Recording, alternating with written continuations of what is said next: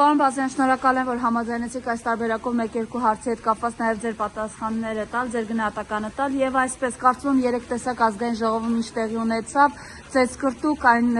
նախագծից հետո, երբ ընդդիմությունը ազգային ժողով էր բերել, որ բոլոր նրանք, ովքեր կուրանան ցեղասպանությունը, դա քրեորեն պատժելի արարք է լինելու։ Ես կխնդրեմ այս մասով ձեր տեսակետը արտահայտեք։ Ես ազգային ժողովի նիստը 3 զբաղվածելը չեմ դիտել նիստը, որ լիարժեք գնահատական տամ, բայց նման օրենք ունեն մի քանի երկրներ, ովքեր որ հայոց ցեղասպանությունը չեն ընդունում, ենթակա են պատասխանատվության։ Ուրեմն իրականում Հայաստանում բոլոր մարդիկ, ովքեր ժխտում են հայոց ցեղասպանությունը, պետք է ենթարկվեն Հայաստանի օրենսդրությամբ սահմանված կարգով դատական պատասխանատվության, որովհետև ցեղասպանությունը հայերի ճանաչել են ավելի քան 35 փոքր երկրներ միջազգային, Միացյալ Նահանգները, Ռուսաստանի Դաշնությունը, Եվրամիության երկրները, Ֆրանսիա, Հնդկաստան, Չինաստան, Բրազիլիա, Արգենտինա եւ այլն 35 երկրներից ավելի երկրներ ճանաչել եւ դատապարտել են հայոց ցեղասպանությունը իրականացված Օսմանյան կառավարության կողմից։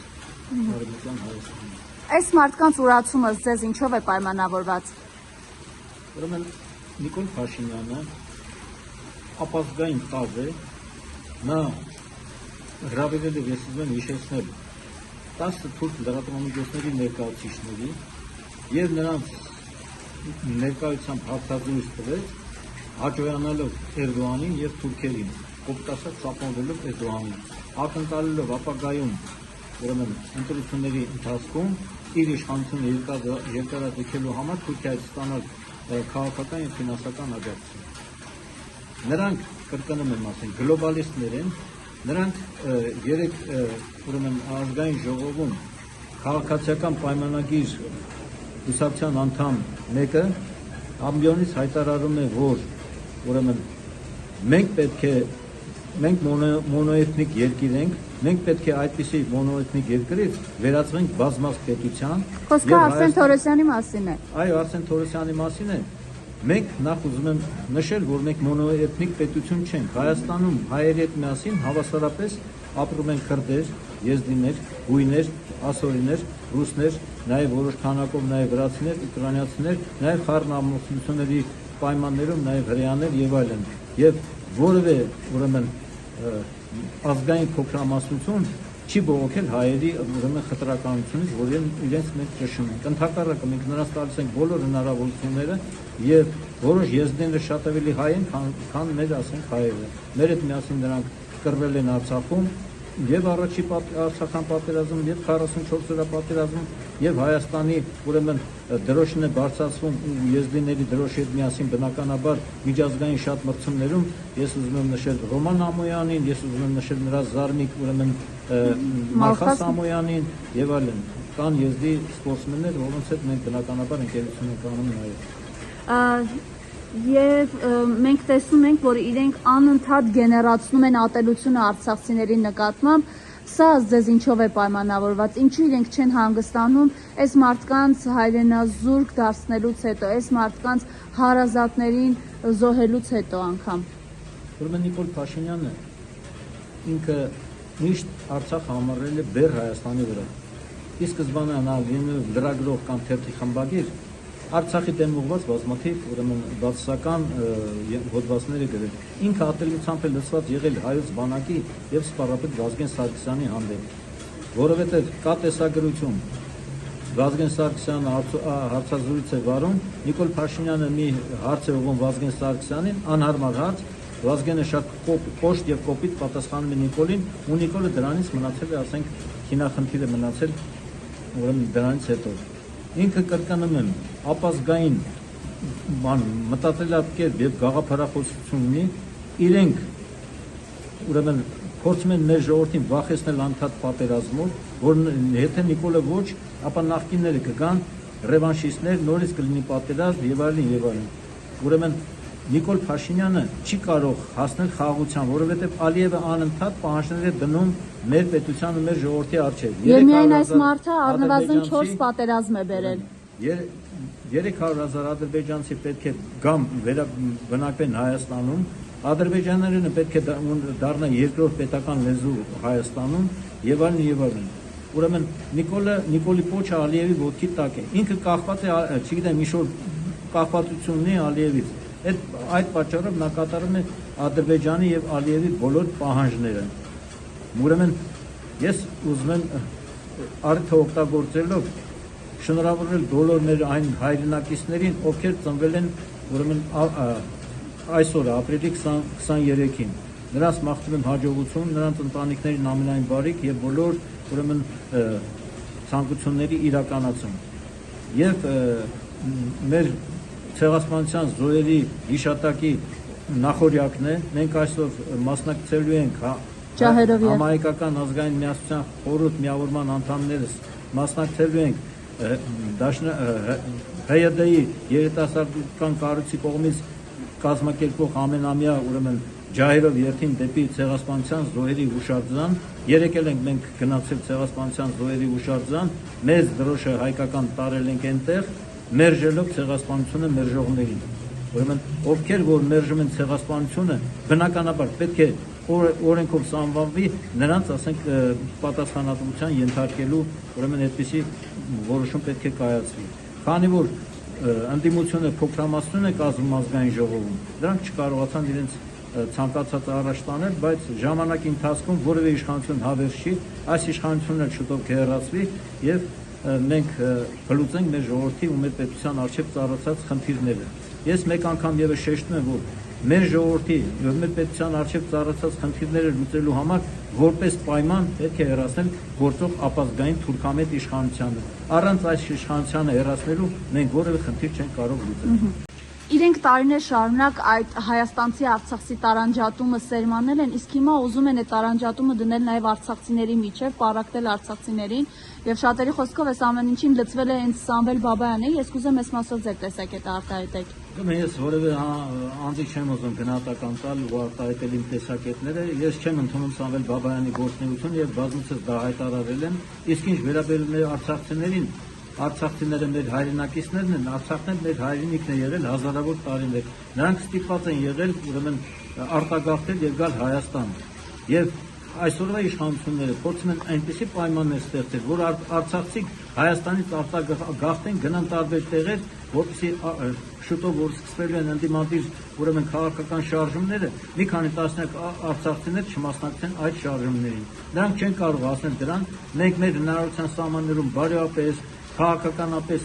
աջակցելու ենք, ովքեր որ հնարավորություն ունեն սոցիալական նաև սոցիալապես աջակցելու ենք արցախցի մեր հայրենակիցներին, որ նրանք մնան Հայաստանում եւ չարտագաղթեն։ Եթե ասենք հիմա իրենք ասում են, որ 300,000 ադրբեջանցի պետք է գան Հայաստան ապրեն, բա արցախցիք ուր գնան։ Բա մենք ուր գնանք։ Ուր գնան արցախցիք։ Ես ներողություն եմ խնդրում, ուր գնան արցախցիք։ Եթե արցախցիք Ադրբեջանի տարածքում ապրելու հնարավորություն ունենային, չէին ներգաղթի Հայաստան, արտագաղթի բանից, Արցախից։ Բայց տեսեք, նույն այդ Սամվել Բաբայանը իր վերջին հարցազրույցներից մեկում ասում է, ըստ էության այսպես, լավ է, որ գերության մեջ են այդ մարդիկ, պետք է գային Հայաստանում դատվեին, այնտեղ են դատվում։ Ես կխնդրեմ իրենց պահվածքի հետ կապված ձեր գնահատականը տաք։ Ով է այս մարդը առհասարակ եւ ինչ նպատակ է հետապնդում։ Ես նորից եմ կրկնում Սամվել Բաբայանի, ես չեմ ուզում անդրադառնալ, ես նրա հետ որևէ շփում չունեմ, ոչ էլ հարգում եմ նրան։ Եվ նրա ասածները չեմ էլ ուզում մեկնաբանել։ Բայց ինչա կոմանդուշի է եղել, կոմանդոսի աշխատանքներ էս վերջում։ Նրա այդ կոմանդուշի եւ այլն չափազանցված է։ Նա սովորական սկի լիարժեք միջնական կրթություն չունի, ժամանակին դժոխք ճյուղ է եղել։ Ուրեմն Արկադի Թադևոսյանը եղել է շատ լավ զինվորական, կրթություն ստացած եւ մեծ լումա ունի Արցախի ազատագրման հարցում, մեծ լումա ունի։ Սամվել Բաբայանը հավանաբար խանդում է, որ մենք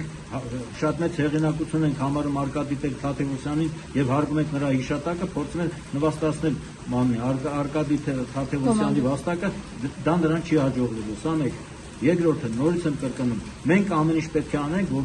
որպեսզի Արցախից Հայաստան ներգաղթած մեր հայրենակիցները մնան Հայաստանում եւ չարտագաղթեն։ Որովհետեւ ասենք առանց այդ էլ արտագաղթը ուրեմն ուժեղացել է Հայաստանում, քանի որ գործող իշխանության պայմաններում առաջացել են նաեւ լուրջ սոցիալական խնդիրներ, նաեւ իրավական ու քաղաքական խնդիրներ։ Իրավական խնդիրները հետեւյալն են. անմեղ մարդկանց դեմ հանձնարարում էր Նիկոլը հարուցել քրեական գործեր եւ տանել կալանավորել, որոնցից մեկն էլ ես եմ եղել։ Իսկ սոցիալական խնդիրները առաջացել են նրանից, որ գործող իշխանությունները որոշել են թանկացնել, ուրեմն տրանսպորտի վարձավճարը որոշ տեղերում, հողի հարկն են բարձրացրել, գույքը հարկն են բարձրացրել, աղբանության վարձավճարն են բարձրացրել։ Ես պարզաբանում կամ տրանսպորտից օգտվում են գլխավորապես ուսանողությունը, թոշակառուները եւ չունևոր խավը։ Իսկ մարդիկ, ովքեր ունեն որոշակի հնարավորություններ, ունեն իրենց անձնական օգտագործման սեփական ավտոմեքենաները եւ երթևեկում են սեփական ավտոմեքենաներով, իսկ բարձր պաշտոն ունեցող մարդկանց մեծ մասը երթևեկում են պետության կողմից հատկացված ուրեմն ծառայողական մեքենաներով։ Այնպես որ, ասենք, այդ իրականությունը բերում է նաև սոցիալական խնդիրների առաջացնում եւ բնականաբար նաև առաջանալու են նաև սոցիալական բողոքի ուրեմն տարրեր մեր ժողովրդին, ոչ միայն ազգային, այլ նաև սոցիալական, որովհետեւ կրկնում եմ, ազգայինը կա, ուրեմն իրեն գլոբալիստներ են, համահարթեցում այսպես կոչված, որ գնացել է ՄԱԿ-ի համաժողով Նիկոլ Փաշինյանը, Ալիևն այնտեղ հայտարարում է, որ մենք ագրեսորից ազատագրել ենք մեր հայրենիքը եւ Հայաստանին պարտադրելու են խաղաղություն, պարտադրելու են, որ 300,000 ադրբեջանցի գնան բնակվեն Հայաստանում, պարտադրելու են մեզ տալու Զանգեզուրի միջանցքը եւ այլ եւ այլ։ Նիկոլ Փաշինյանը վեր է կացել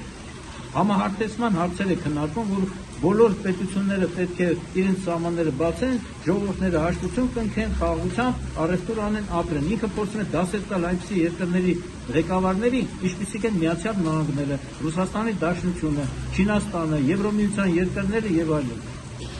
Ինքը նաև գործարաններին տարել էր Կիրանցի ճաքած պատի մոտ եւ ցույց էր տալիս իրենց ձեռքբերումը եւ Կիրանցից այնտեղի գյուղացիները ահազանգում էին 5-րդ ալիքը ռեպորտաժը պատրաստել, որ աստ ադրբեջանցիների կմահաճույքի, եթե թույլ տան 2 ժամ մարդիկ իրենց հողը կմշակեն, կենդանիներին կտանեն արոտավայրեր, այս կրակի տակ են ըստ էության այս մարդիկ Ադրբեջանի։ Խնդրեմ այս մասը ձեր կարծիքը արտահայտեք։ Ուրեմն ես նորից եմ կրկնում, ես շատ եմ ափսոսում, որ նման իրավիճակում են հայտնվել սահմանամերձ բնակավայրերի մեր հայրենակիցները, բայց դա գործող իշխանության ուրեմն պարտավորությունն է պաշտպանել իր քաղաքացիներին։ Սահմանները պետք է պաշտպանված լինեն, որոնք ցավոք սրտի պաշտպանված չեն այս իշխանության գործունեության պատճառով։ Մեր սահմանները պաշտպանված կլինեն միայն այն դեպքում, երբ որ գործող ապազգային թուրքամետ իշխանությունը հեռացվի, եւ Նիկոլը, ես մեկ անգամ եւս շեշտում, Նիկոլը Հայաստանը դարձրել է ոստիկանապետություն։ Ոստիկանների քանակը կրկնապատկել է, բարձրաստիճան ոստիկանների աշխատավարձերը բարձրացրել է եւ նրանք հավատարմորեն ծառայում են գործող ապազգային թուրքամետ իշխանությանը։ Այս ոստիկանական տարբեր ստորաբաժանումների ուղիղ կեսին պետք է տեղափոխել բանակ զինծառայության։ Ոստիկանապետությունից մենք պետք է վերածենք ռազմականացված պետության։ Մենք պետք է ունենանք լավ սպառազինված 100,000-ից մոտավորապես բանակ, որպեսզի կարողանանք պաշտպանել մեր հայրենիքը եւ սահմանամերձ մեր բնակավայրերը։ Բայց տեսեք, ինքը ազգային ժողովում ասում է, եթե մեր անվտանգության երաշխավորը բանակն է, ապա մենք անվտանգություն չունենք։ Նիկոլ Փաշինյանն է հայտարարում։ Ուրեմն ինքը մտածում է միայն իր անձնական անվտանգության մասին։ Եթե տեսել եք ինչ քանի, ասենք, մեքենային նրա արշավից գնում, հետևից ինքը ժամանակին, ասենք, հեծանիվ էր քշում, որ իբր թե տեսեք, ես հեծանիվով եմ դուրս գալիս առանց, ասենք, բանի, թիկնապահների եւ այլն, կամ գնում է Գերմանիա, պետության ղեկավարը գնում է Գերմանիա, հեծանիվ է քշում, հայտարարելով մեր ժողովրդին, որովհետեւ պետության ղեկավարը տեսել է, որ գնա մի այլ երկրի ուրեմն մայրաքաղաքում հեծանիվ քշի։ Իրենք մտածում են իրենց անձնական անվտանգության մասին։ Դրա համար, ասենք, իրենց համար բանակը կարևոր չի, իրենց համար իրենց անվտանգությունը ապահովում են ոստիկանությունը, ցավոք սրտի նաև ազգային անվտանգության ծառայությունը, որը իր գործառույթները թողած, ուրեմն ընդդիմադիր քաղաքական գործիչների հանդեպ շինծու քրեական գործեր է հարուցում եւ նրանց տանում կալանավորում են, ու իբր թե ուրեմն Նիկոլի դեմ փորձել են մահափորձ կազմակերպել։ Մի 6 անգամ այդպեսի, ասենք, նույն ապուշ ուրեմն ձևակերպումն է։ Վարչապետ ունենալով գաղափարական ճշնաման։ Ես բազմիցս իմ դատական նիստերի ընթացքում այդ քննիչին մեղադրող պարզաբանել եմ, որ գաղափարական ճշնաման հասկացողություն գոյություն չունի։ Նիկոլի հետ մենք ունենք գաղափարական տարաձայնություններ, դա ուրիշ բան է։ անձնական ճշնամանք, Նիկոլի ես չունեմ, Նիկոլին ես ֆիզիկապես երբեք ներողություն եմ խնդրում չեղել հանդիպել, ես նրան հեռակա կարգով եմ ճանաչել որպես թերթի խմբագիր կամ լրագրող, եւ մի անգամ նա ինձանից հարցազրույց է խնդրել, ասել եմ հարցերը փոքր հեռախոսով պատասխանել,